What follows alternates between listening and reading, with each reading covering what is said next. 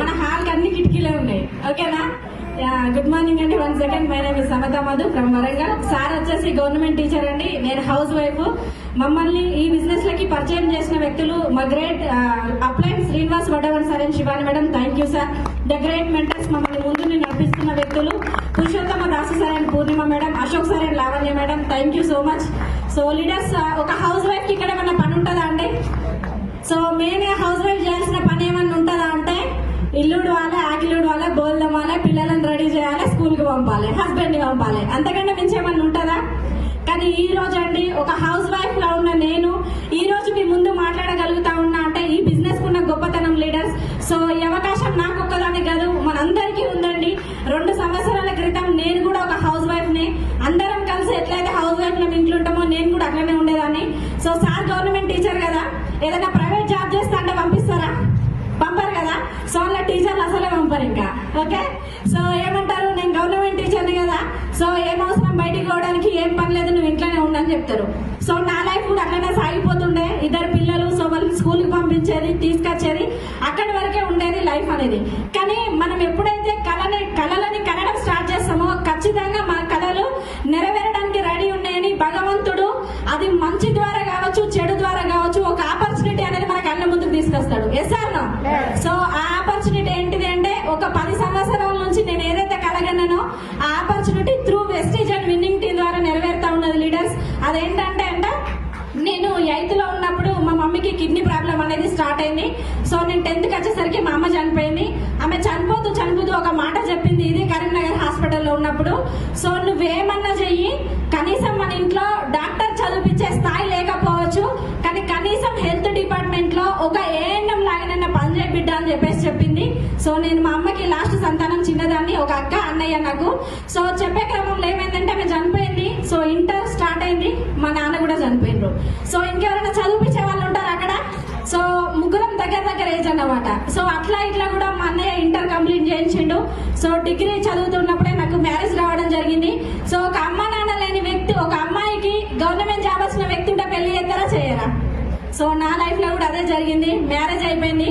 కానీ నాకేం డ్రీమ్ ఉంటుండే అంటే, మా అమ్మ కోసం ఈ డ్రీమ్ నెరవేరాలని చెప్పేసి అంటుండే. మ్యారేజ్ అయినాక సార్ని అడిగినా, నేను కనీసం ఏమన్నా చేస్తా మా మమ్మీ కోసం అని అన్నా. మన ఇంట్లో ఎవరు కూడా జాబ్ చేసిన లేదు, మనది మంచి ఫ్యామిలీ, నువ్వు ఖచ్చితంగా ఇంట్లోనే ఉండాలని చెప్పిండ్రు. ఇంట్లోనే ఉన్నా. సో ఆ తర్వాత ఏమైందంటే, రోజుకి హౌస్ వైఫ్ అని అందరు అంటారు కదా, నాకు కూడా అదే పదం అలవాటు అయింది. నువ్వేం చేస్తావు? House wife. మీ సార్ ఏం చేస్తాడు? Government teacher. ఇక్కడికే లైఫ్ అనేది అయిపోయింది. సో తర్వాత ఏమైందంటే, అక్కడ నుంచి మా అమ్మ చెప్తా ఉన్నది కావచ్చు, ఖచ్చితంగా నీ డ్రీమ్ నెరవేరాలి అని. అంటే డ్రీమ్ ఎప్పుడైతే మనం స్ట్రాంగ్ గా పెట్టుకుంటామో 10 ఏళ్ళకి కాదు 20 ఏళ్ళకైనా మీరు స్ట్రాంగ్ ఉంటుంది, ఖచ్చితంగా సక్సెస్ అవుతుంది. దానికి నిలువెత్తు నిదర్శనం మీ ముందు నేనే ఉన్నా లీడర్స్. సో ఏమైంది అంటే, అంత బాగుంది కదా, ఇక సార్ ఎట్లా బయటకు పంపడానికి దేవుడు కూడా ఫిక్స్ అయినట్టున్నాడు. నాకు ఒక చిన్న ఛాలెంజ్ రూపంలో దేవుడు కిందికి పంపించిండు. అదేంటిది అంటే కనుక మీ అందరికీ తెలుసు, నా హెల్త్ ప్రాబ్లం.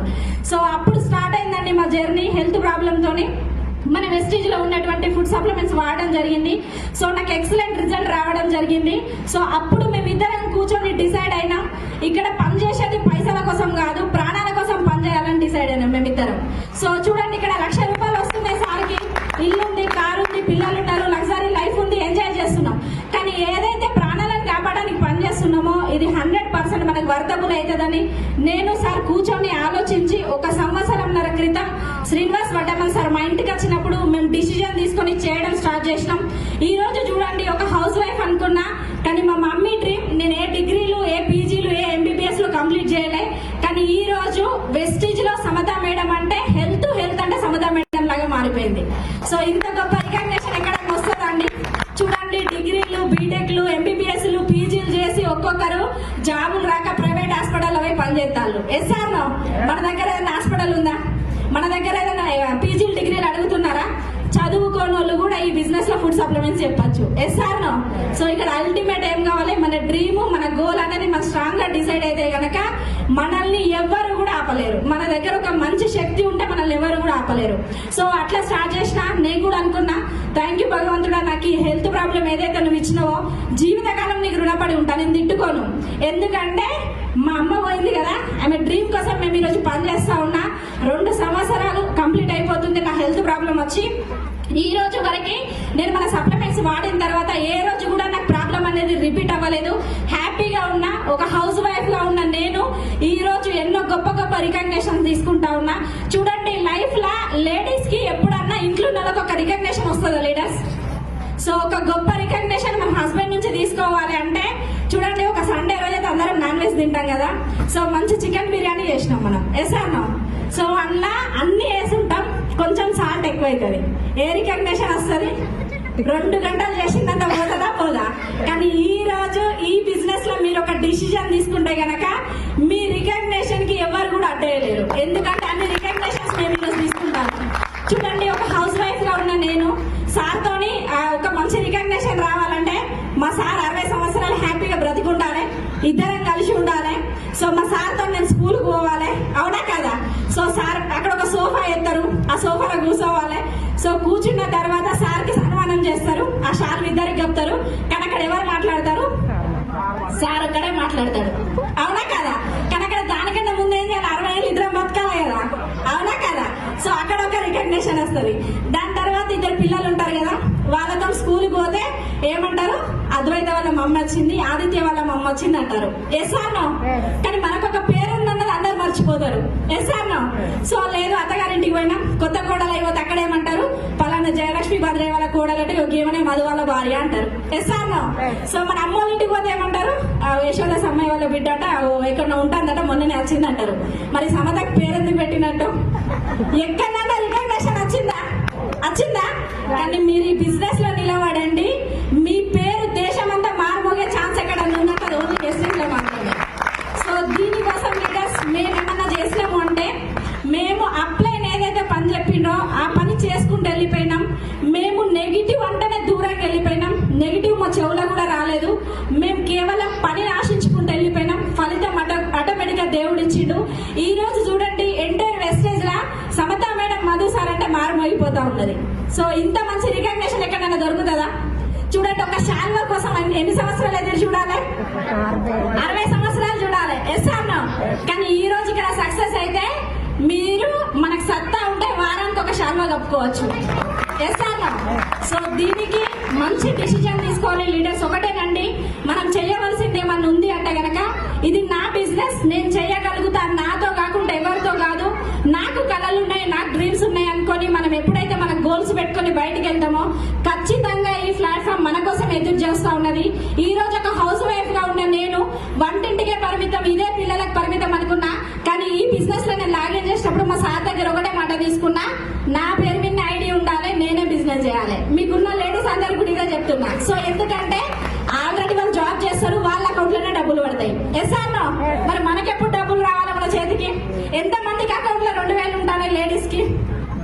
ఎంత మందికి ఉంటాయి? ఎవరికి ఉండట్లే. Yes or no? సో కానీ కనుక ఈ బిజినెస్ ని మనం టేకప్ చేస్తే కనుక మా సార్కి ఒకటే చెప్పిన, ఐడి నా పేరు మీద ఉంటేనే నేను బిజినెస్ చేస్తా అని చెప్పిన. ఐడి నా పేరు మీదనే ఉన్నది. ఈ బిజినెస్ లో స్టార్ట్ అయినాక 4 నెలల ఇన్కమ్ నేను దాచిపెట్టుకున్నా, 6 నెలల ఇన్కమ్. సో 98,000 రూపాయలు అయింది. సో అంతకుముందు ఒక 5,000 ఉండే, 1,05,000 రూపాయలు పట్టుకున్నా. డైరెక్ట్ హీరో షోరూమ్ కి వెళ్ళిన. ఈ బిజినెస్ నుంచి ఒక హౌస్ వైఫ్ గా నేను ఇంట్లో ఉండే నేను ఎటైనా షాపింగ్ పోవాలంటే మనం ఎవరిని బతిలాడాలి? సార్ వాళ్ళని బతిలాడాలి. ఏ సార్ ఒక్కసారి తీసుకపో ఈ ఒక్కసారి తీసుకపోవడం మనం పోయిరాము, అవునా కాదా? కానీ ఈ బిజినెస్ నుంచి నేను 1,00,000 రూపాయలు జమ చేసుకొని ఈ రోజు ప్లెజర్ ఎక్స్టెక్ స్కూటీ కొనుక్కున్నా. హ్యాపీగా పోయి రావచ్చా లేదా?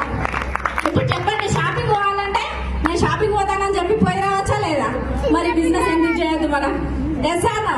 సో స్కూటీ వచ్చేసింది కదా, ఒకసారి ఆలోచించండి. ఒక హౌస్ వైఫ్ నార్మల్ గా మనం ఎటైనా పోవాలంటే ఒక కవర్ పట్టుకోవాలి, అంత దూరం నడుచుకుంటూ పోవాలి, ఆటో ఎక్కాలి, షాపింగ్ చేసుకోవాలి. అదే కనుక ఒకసారి మనం డిసిజన్ తీసుకొని ఈ బిజినెస్ చేయడానికి ముందుకెళ్తే ఒక స్కూటీ మీద మీరు హెల్మెట్ పెట్టుకొని, మంచి షూలు వేసుకొని, ఎక్సలెంట్ చుడీదార్ వేసుకొని, డెమో కిట్ పట్టుకొని మీరు ఒక డౌన్ లైన్ దగ్గరికి పోతే మీ బిజినెస్ అవుతుందా కాదా? మరి ఫస్ట్ బండి రావాలంటే మనం ఏం చేయాలి? మనం బిజినెస్ లో ఉండాలి, మనం స్ట్రాంగ్ గా నిలబడాలి. సార్ సో మీరు ఖచ్చితంగా పని చేయండి. నెక్స్ట్ బండి కొనుక్కోవడానికి మీరే అర్హులు. ఈ బిజినెస్ నుంచి బండి అయిపోయిన తర్వాత లేడీస్ కి డ్రీమ్ పెరిగాయా? సో రెండు చక్రాలది అయిపోయినాక ఏమనిపిస్తుంది? 4 చక్రాలది కావాలనిపిస్తుంది కదా.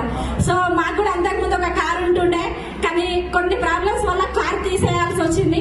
సో అప్పుడు డిసైడ్ అయినా ఈ బిజినెస్ నుంచి బండి వచ్చిందంటే కారు కూడా వస్తుంది. వస్తుంది. సో అప్పుడు ఇంకా వర్క్ చేయడం స్టార్ట్ చేసినాం. ఈ బిజినెస్ నుంచి 15 లక్షల టాటా నెక్సాన్ కార్ తీసుకోవడం జరిగింది. బయటనే ఉన్నది అది కూడా. సో అప్పుడు ఏమనిపిస్తుంది చూడండి, సార్ డ్రైవింగ్ చేస్తా ఉంటాడు, మనం ఫోన్ మాట్లాడతాం.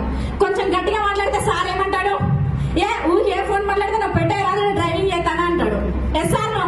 కానీ అదే డ్రైవింగ్ కనుక మనం నేర్చుకొని సార్ని పక్కన కూర్చోబెట్టుకొని సార్ ఫోన్ మాట్లాడుతూ ఉంటే మనం డ్రైవింగ్ చేస్తే ఎట్లా ఉంటుంది? Yes sir no.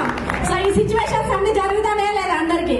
ఇట్లా అని చెప్పి నేను సార్ వాళ్ళని ఏమనట్లేదు, మా వాళ్ళు ఎక్కువ ఉన్నారు కాబట్టి చెప్తా ఉన్నా. ఓకే, సో సార్ వాళ్ళకి కూడా ఇక్కడ పని రిలాక్స్ కావాలని చెప్పేసి మా వాళ్ళకి చెప్తా ఉన్నా.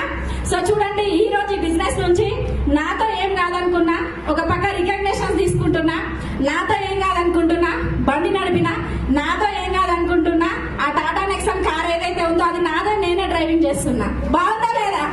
సో ఆలోచన చేయండి. ఇదే సార్ ఫోన్ మాట్లాడి మనం డ్రైవింగ్ అయితే సార్ మాట్లాడితే మనం అంటామా? ఎక్సలెంట్ గా డ్రైవింగ్ చేసుకుంటా తీసుకుపోతాం, అవునా కదా? సో ఇట్లా మేము లగ్జరీ లైఫ్ ఎంజాయ్ చేస్తా ఉన్నాం. ఈ బిజినెస్ కి మేము వచ్చి 2 సంవత్సరాలే, కానీ మా ఫస్ట్ ఇన్కమ్ వచ్చేసి 156 రూపాయలు ఈ బిజినెస్ లో స్టార్ట్ చేసినప్పుడు. సో మాకు మేమే ఒక 6 నెలలు ప్రొడక్ట్స్ వాడుకోవడం జరిగింది. ఆ తర్వాత నచ్చి బిజినెస్ స్టార్ట్ చేసినాం. మా మదర్ డ్రీమ్ అయితే ఏదైతే ఉందో, కొన్ని వందల వేల మందికి ఈ రోజు మన సప్లిమెంట్స్ తోనే ఆరోగ్యాన్ని ఇవ్వగలుగుతా ఉన్నాం. దాంతో పాటు మా హైయెస్ట్ ఇన్కమ్ వచ్చేసి ఒక హౌస్ వైఫ్ కి ఎంత వస్తుందండి? సో ఇక్కడ ఒకటి చెప్తా, మా సార్ గవర్నమెంట్ టీచర్ కదా, ఒక 14 years సర్వీస్ ఉంది సార్ దగ్గర. రోజు 100 కిలోమీటర్లు పోతారు, 100 కిలోమీటర్లు వస్తారు. ఓకే, సో ఖచ్చితంగా సార్ సంతకం పెడితేనే మాకు శాలరీ వస్తుంది. సార్ సంతకం పెట్టే రోజు మా శాలరీ కట్ అవుతుంది. ఒకవేళ సార్ లీవ్ పెట్టాలంటే సచిన వాళ్ళ 10 సార్లు చంపాలి. Yes sir no. కానీ ఆ సర్వీస్ లో కూడా మా సార్ నెలకు ఎంత తీసుకుంటాడు? 1 లక్ష. ఎంత? 1 లక్ష. కానీ ఈ బిజినెస్ ని కేవలం మేము 24 నెలల నుంచి చేస్తా ఉన్నాం. కానీ మా ఇన్కమ్ ఎంతో తెలుసా? ఈ బిజినెస్ నుంచి మా సార్ కంటే 2 ఇంతలు నేనే 10వ తారీఖు పట్టుకొని పోతాను. సో 2,77,941 రూపాయలు. ఆలోచన చేయండి, ఇంతకు ముందు 2,000 ఎంతమందికి ఉంటాయి అనుకున్నాం కదా. ఇదే అమౌంట్ 10వ తారీఖు రాత్రి 11 గంటలకి మీ అకౌంట్ లా ఒక్కసారి 20,000 పడితే ఎంతమంది రాత్రి నిద్రపోతారు? ఎంతమంది పోతారండి? అందరూ మనమే నానికి ఇచ్చుకుంటాం. 2 లక్షల కాదు, నేను 20,000కే ఇచ్చుకున్నా. 20,000కే నేను ఇచ్చుకున్నా. ఎందుకంటే మా సార్ టీచర్ అని చెప్పినా కదా. కానీ టీచర్ లాగా ఉండరు, కానీ బయట అందరు టీచర్లను పోల్చుకుంటారు కాబట్టి నేను చెప్తా ఉన్నా. ఎందుకంటే కదా మా సార్ నెట్వర్క్ లో ఉన్నారు కాబట్టి టీచర్ లాగా ఏముండరు. సో కానీ ఒక రోజు మీ అకౌంట్ లా 2 లక్షలు పడ్డట్టు ఊహించుకొని మీకు నిద్ర పడుతుందా? కానీ ఆ ఊహించకుండా నిజమే అనుకొని మీరు పని చేయండి. 2 సంవత్సరాలలో మీ అకౌంట్ లా 2 లక్షల వడ్డీకి రెడీ ఉన్నాయి. సో మీరు అందరు కూడా మంచి డిసిజన్ తీసుకుంటారు అనుకుంటున్నా. ఈ రోజు మా అకౌంట్ లో పడుతున్నాయి, రేపు పొద్దున్న ఇవే డబ్బులు మీ అకౌంట్ లో పడతాయి. నా భగవంతుని వేడుకుంటున్నా. మాకు అవకాశం ఇచ్చినందుకు thank you so much. I wish all the best.